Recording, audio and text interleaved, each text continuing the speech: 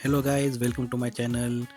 मी अजिंक्य आज तुम्हाला नवीन ब्लॉगमध्ये घेऊन जात आहे जपानमधल्या सगळ्यात विशिष्ट शहरात. त्याचं नाव आहे टोयोटा सिटी. टोयोटा सिटीचे मेन वैशिष्ट्य म्हणजे खूप शांत वातावरण, खूप छान हिरवळ आणि स्वच्छ डिसिप्लिन या शहराचे वैशिष्ट्य आहे.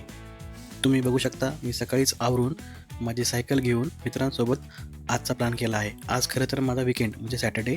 या सॅटर्डेला म्हणलं आज कुठेतरी नवीन ठिकाणी जाऊ. सो इथून 8 ते 9 kilometre Toyota stadium, Toyota aquarium हे 2-3 प्लेसेस आहे. म्हणलं आज कोणत्या तरी याला भेट देऊ. सो आम्ही प्लॅन केला आणि लगेच निघालो. तुम्ही बघू शकता जापानमध्ये किती स्वच्छ वातावरण आणि किती छान निसर्ग आहे. माझ्या मागे आणि समोर आपण बघू शकता पूर्ण रोड वाहतोय, पण कुठेही कोणाला त्रास नाही. एकदम शांत. ट्रक पण जातोय, नो हॉर्न. जापानमध्ये हॉर्न क्वचितच ऐकायला मिळतं. आता आपण बघू शकता समोर जे सिग्नल लागले ग्रीन दिसतंय आणि एक चालणाऱ्या माणसाचं चित्र दिसतंय. याचा अर्थ असा आहे की हे सिग्नल जेव्हा लागले त्यावेळेस रोडच्या दोन्ही साईडच्या गाड्या सिग्नलला थांबतात. त्या थांबल्यावरती जे काही जापनीज लोक आहेत किंवा आपल्यासारखे लोक आहेत त्यांनी या वॉकपाथचा उपयोग करून रोड क्रॉस करायचा. याचा अर्थ असा आहे की जेव्हा पण आपण ट्रॅव्हल करतोय, फिरतोय, की मनुष्य किती इम्पॉर्टंट आहे त्यांच्यासाठी, की ॲक्सिडेंट नाही व्हायला पाहिजे, त्याला स्मूथपणे रोड क्रॉस करता यायला पाहिजे. आणि यापेक्षा महत्त्वाचं म्हणजे डिसिप्लिन ते फॉलो होत आहे. हे खूप छान. कौन है ये लोग? कहाँ से आते हैं ये? खूप ऊन होते त्यामुळे सायकल चालून थकलो होतो.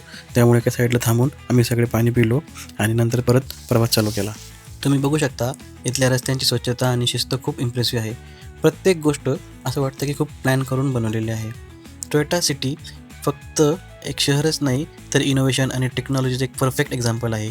इथे आपल्याला लेटेस्ट मॉडेल बघायला मिळतात. Nature, park, calms area. मला इथलं अजून एक आवडतं ते म्हणजे निसर्ग. शहर अजूनही खूप स्वच्छ आणि हिरवंगार आहे आणि वातावरण खूप शांत आहे. इथले लोक खूप डिसिप्लिन आणि फ्रेंडली आहेत. सगळं खूप स्मूथ आणि ऑर्गनाईज असं वाटतं. माझा हा एक्सपिरियन्स खूपच छान आहे.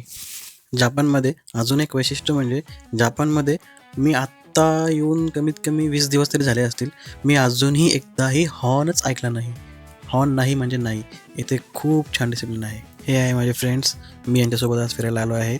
आणि कसं आहे, जपानमध्ये फिरताना सोबत असलं कोणी तर चांगलं वाटतं, कारण इथे ऑलरेडी खूप शांतता आहे.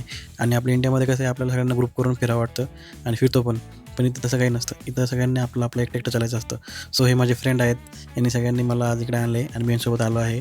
सो ही जर्नी आमची खूप छान चालू आहे. सो हे आईची टाऊन आहे. आईची टाऊनमध्ये आता आम्ही सध्याला इथं फिरतोय आणि वेगवेगळ्या प्रकारचे ते मॉल्स पण आहेत. पण आम्ही शक्यतो मॉलचा व्हिडिओ दाखवत नाही आहे. सध्या मी आता रोडवेजचा व्हिडिओ दाखवतो आहे. आणि आम्ही फिरता आता तुम्हाला समोर एक ब्रिज दिसेल. खूप छान वातावरण आहे. मधून एक नदी गेलेली आहे आणि त्याच्या बाजूला एक टोयोटा स्टेडियम आहे. स्टेडियममध्ये रेसिंगचा प्रोग्राम चालू आहे. सो आम्हाला काही तिकीट मिळाले नाही, तरी पण आम्ही प्रयत्न करतो इथे येण्याचा. पण मला कमीत कमी जाऊन एक्सप्लोअर तरी करून यावं. एक्झॅक्ट असतं तरी काय. सो भरपूर लोक इथे व्हिजिट देत आहे आणि फॉरेनर पण खूप येत जात असतात ह्या प्लेसेसला. सो आम्ही इथं आलो आहे आज आणि आता आम्ही काय करू, इथं सायकल पार्क करून आम्ही थोडं वॉकिंग डिस्टन्सवरून वॉक घेऊन तिथपर्यंत पोहोचू. या व्हिडिओमध्ये तुम्हाला जे दिसते माझ्या बॅक साईडला हेच ती नदी आहे आणि तो माझ्या मागे दिसतो तो व्हाईट कलरचा ब्रिज. खूप सुंदर दिसते समोर बघताना. व्हिडिओमध्ये शक्यतो मला वाटत नाही एवढं क्लिअर असेल, पण छान दिसते.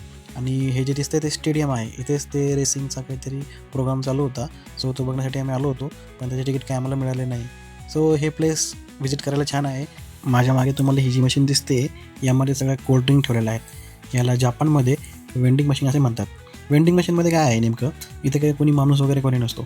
इथे फक्त आपल्याला आपले पैसे टाकायचे आणि आपल्याला जी बॉटल पाहिजे ती सिलेक्ट करायची, आपल्याला ती लगेच मिळते. याचं कारण असं आहे की सध्याला आम्हाला लागली होती खूप तहान. सो शरीरात एनर्जी पाहिजे होती, म्हणून पाणी पण संपलेलं होतं. सो आम्ही इथून कोल्ड्रिंक्स घेतल्या.